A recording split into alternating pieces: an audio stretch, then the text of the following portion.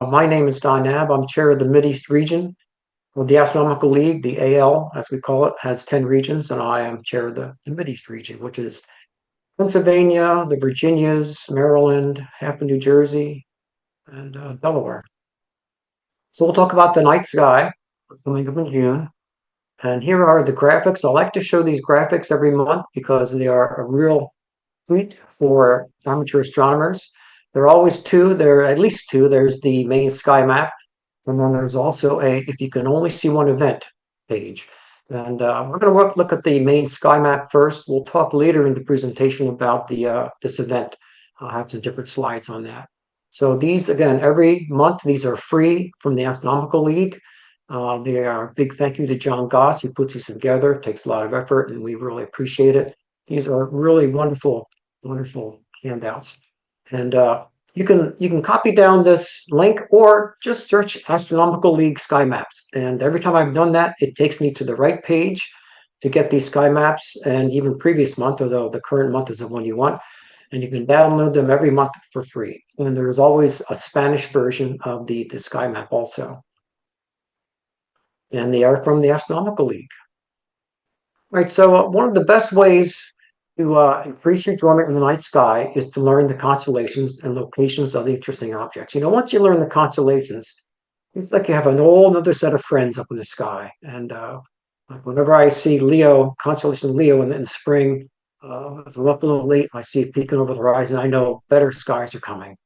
So I've disconnected the instructions here, the navigation guide from the map. So the map's a little bigger, but let's go through this because I think it's worth, this is really, take this out under the night sky, get a dim red light and in a laid back chair, like a lounge chair, and hold this up. And where you're looking, put that part of the map at your feet. So first of all, if we go to the Dipper, the Big Dipper has what we call the pointer stars over here on the right. And if you follow them up, you can find Polaris and North Star. So now you know what direction you're lying in the night. If you go the other direction, you go to Leo, the constellation, which happens to be my favorite constellation. And now you've found that. Next, if you take the arc of the Big Dipper, as we said, we follow the arc to Arcturus, and then you speed on to Spica. And once you've found Arcturus and Spica, these are two of the three stars of the spring triangle. Then below the tail of Leo is the third. So now you've found the spring triangle. Next, we're going to draw a line from Arcturus to Vega. And there are two nice objects, constellations on that path. The Northern Crown, also called Corona Borealis, is one to find.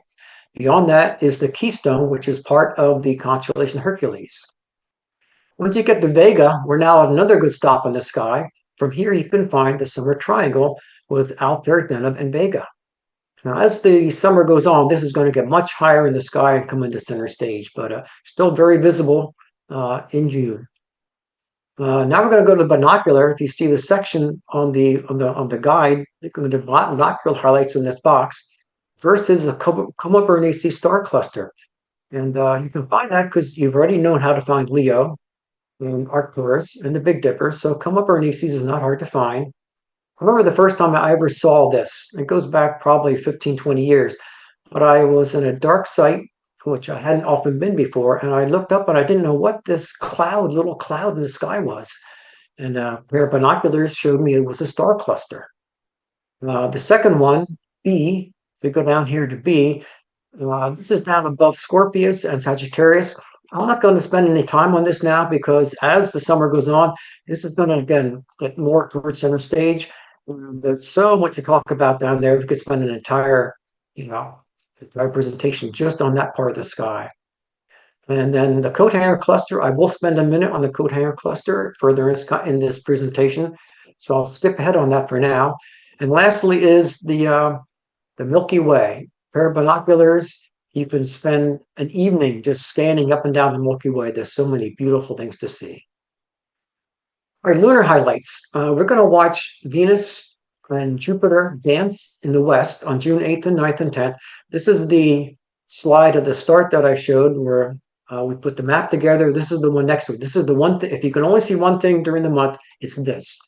So we're going to watch Jupiter and Venus dance, and then Mercury is trying to get in that dance, but it's too far blown to the right. So here's what it looked like on June 8th. Now watch the spacing of Jupiter and Venus. That's what we want to watch. In one night, here's June 9th, is shifted from there to there, and June 10th, one more night, shifted again. So what's happening is Jupiter is actually dropping and Venus is going up. That's why we such a dramatic change in their spacing. But this is going to be a beautiful sight in the sky. So be sure to share this with your friends or your family. If you're in an astronomy club, send it to your club members so they can look for this. It's going to be absolutely stunning. Another highlight in the lunar part of the month is the Beehive cluster, the Moon, Venus, Jupiter, and Mercury. It will be on June 17th. Be a nice grouping.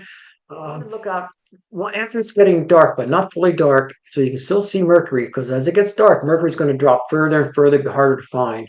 Jupiter will be easily visible. Venus will be shining like a beacon. The Moon will be a thin crescent. And M44, which is the Beehive cluster, which is a very large open cluster, will be right next to the Moon. So you may want to wait. If you come out early, come back again half an hour later when it's darker, because the Beehive cluster will be much easier to see when it's closer to being fully dark. But again, a beautiful sight in the sky on June 17th. New moon is going to be on June 14th. And here's a picture of a new moon that I took. It's not quite new. It is probably a day and a half past new, but you get the idea. There's a little smiley moon here. And when you see this, the new moon, and this is called the old moon and the new moon's arms. But you can see the moon highlighted by earth shine, which is the sun reflecting off of the planet Earth.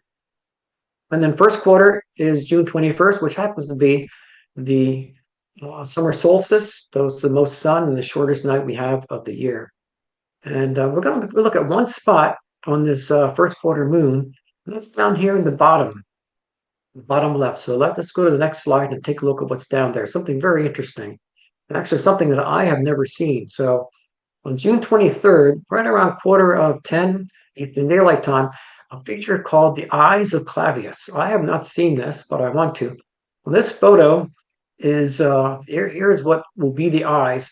This photo is a little bit late in the month to really see the eyes standing out.